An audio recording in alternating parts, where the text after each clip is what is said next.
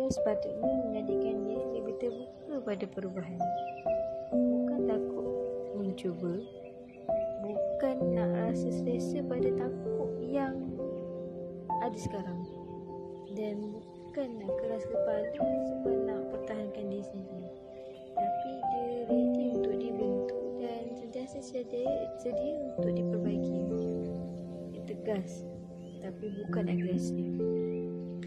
Sebabnya kekuatan seorang dai itu bukan datang daripada suara yang tinggi maupun suara yang lantang, tapi ia datang daripada akhlak yang mulia, hasil daripada tabiat Al-Quran itu sendiri.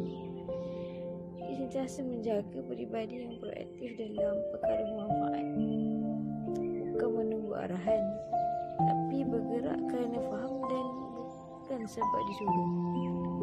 Ia mawas diri, sentiasa sedar dengan kelemahan sendiri dan sentiasa berani dan untuk berdikari tanpa bergantung pada siapa-siapa.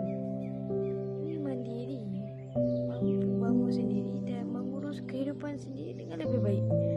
Kerana seorang dai itu bukan beban, tapi penyelesaian pada setiap masalah. Ia berperasaan tapi bukan emosi. Ada hati yang sensitif tapi tetap mampu mengawal jiwa agar tak melampaui batas. Sentiasa belajar dari kesalahan. Setiap jatuh tu bukan penghujung, tapi sentiasa sedar bahawa itu adalah tanda yang Allah mahu diri kematang dan tidak menjadikan bahagian lalu daripada diri ini.